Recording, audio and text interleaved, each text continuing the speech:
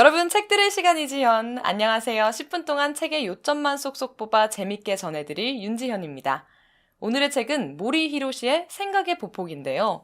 인간은 생각을 하고 살아가기 때문에 특별하다고 말하잖아요. 그런데 생각하는 방법이 따로 있을까요? 오늘의 책은 그 이야기를 하려는 것 같습니다. 함께 읽어볼까요? 셀럽이 선택한 책 듣는 10분. 삶의 본질을 꿰뚫는 발상법과 생각법.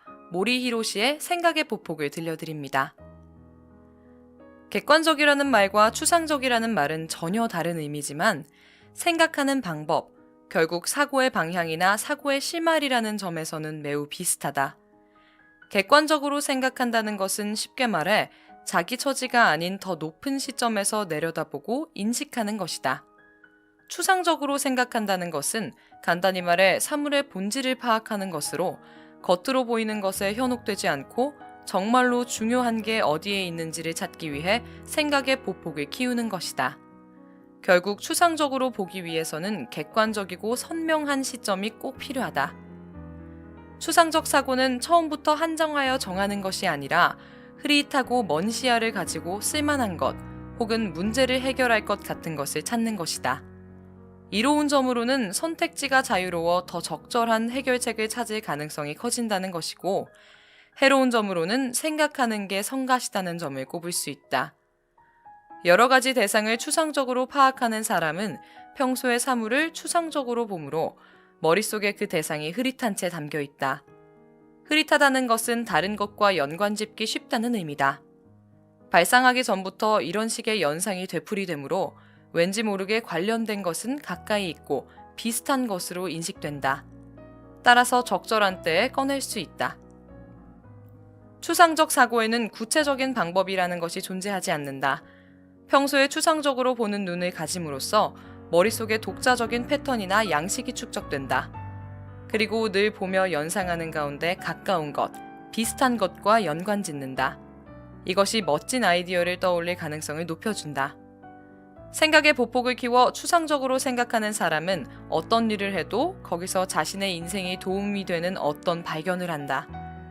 그런 새로운 발견 때문에 또 도움이 되는 것을 얻을 수 있어서 다시 발견하게 된다고 생각할 수 있다. 객관적 사고, 추상적 사고는 결국 객관적 시점, 추상적 시점에서 비롯된다.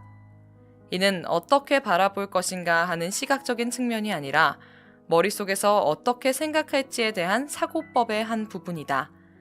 그래서 좀 다른 부분, 숨어 있어서 겉에서 보이지 않는 부분을 상상한다는 측면에서는 시점을 바꾸는 것과 비슷하다. 사람이 어떻게 생각하고 행동하는지를 인식하는 것도 일종의 추상적 사고다. 그런 가운데 구체적인 말과 행동에 일일이 얽매이지 않고 대범하게 전체적인 경향을 그려내면 그 사람은 대략 어떤 식으로 생각하고 어떤 식으로 행동하는 인간형인지 알 수 있다.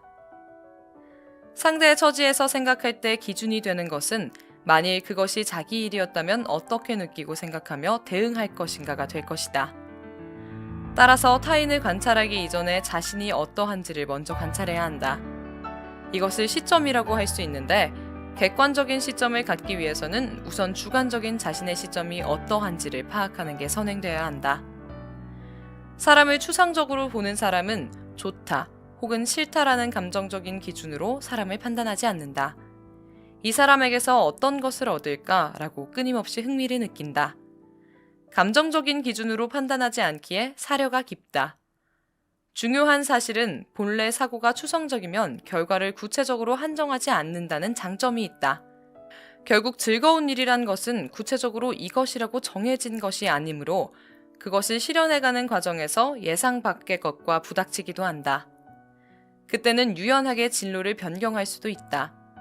인간관계에서도 구체적인 것을 구애받지 않고 상대가 왜 필요한지 가장 중요한 이유를 이해하면 대개의 문제는 해결할 수 있다. 고민하는 것은 절대 나쁘지 않다. 아무튼 생각하지 않는 것보다는 생각하는 게 낫다. 여기에 예외는 없다. 특히 추상적으로 생각하다 보면 꼬리에 꼬리를 물고 연상되는 것이 있어서 머릿속에 수많은 부산물이 생긴다. 여러 유형이나 양식이 축적되고 그것은 장차 분명히 자신의 인생에 도움이 되어줄 것들이다. 추상적으로 말하다 보면 생각하는 것에 조금씩 빠져들게 된다. 여기서 각자의 두뇌에서 생각의 보폭이 확장되기 시작한다. 추상성이 높은 것일수록 생각의 보폭을 키우는데 큰 노력이 필요하지만 그만큼 넓은 범위에 적용할 수 있다.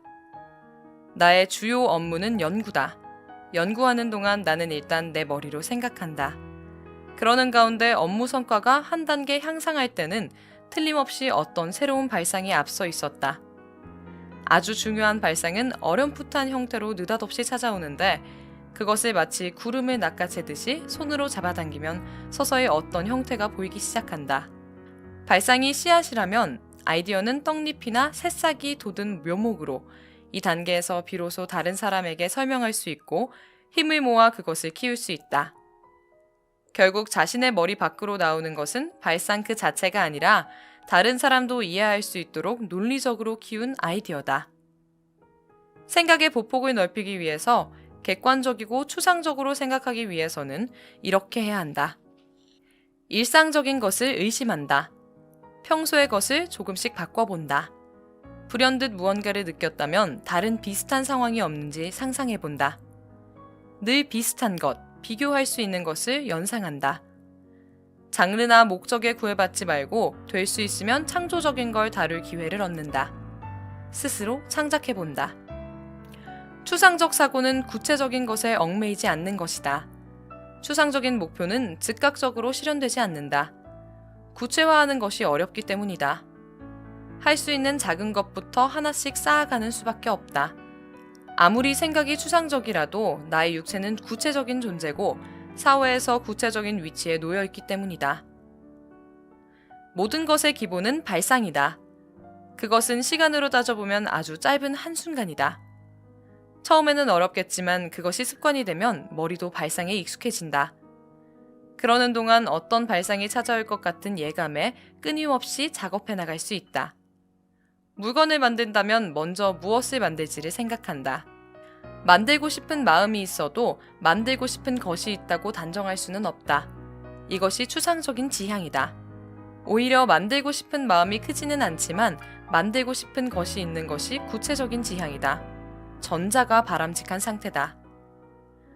분명히 말해두고 싶은 것은 추상적 시점과 추상적 사고는 처음 발상하는 단계에서 활용하는 것으로 그것만으로는 문제를 해결할 수 없다는 사실이다.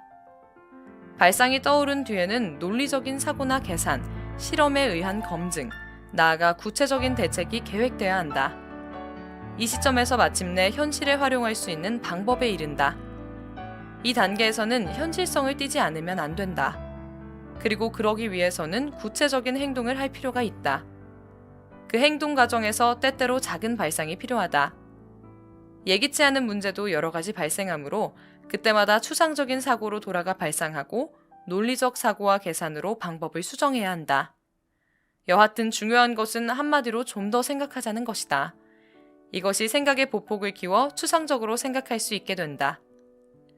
추상적으로 생각하는 사람은 여러 가지 일에 관하여 결정을 미룰 수 있는 머리를 가졌다. 미루는 일이 많을수록 그만큼 용량이 큰 넓은 정원을 가진다. 넓은 정원에서는 여러 가지 작업을 버려둔 채로 내버려둘 수 있다. 할 마음이 생기면 그때 다시 하자라고 하며 그대로 둘 수 있다. 일일이 정리하지 않아도 된다. 그 버려둔 작업이 어느 때 다른 것과 연결돼 이것은 이렇게도 활용할 수 있다거나 이것이 이렇다면 저것은 다시 생각해보자 라고 영향을 주고받기도 한다. 내버려둔 덕에 새롭게 떠오르는 발상이 있고 그 자체를 살린다. 무엇보다 그것이 앞으로는 어떻게 될 것인지를 생각할 수 있다. 네, 추상적인 사고와 객관적인 사고, 이렇게 방법까지 알려주니 해볼만 하겠죠? 멀리 볼 수 있는 큰 그림을 볼 수 있는 능력을 기르는 게 무엇보다 중요한 것 같습니다. 오늘의 책도 재밌고 유익하셨으면 좋겠네요.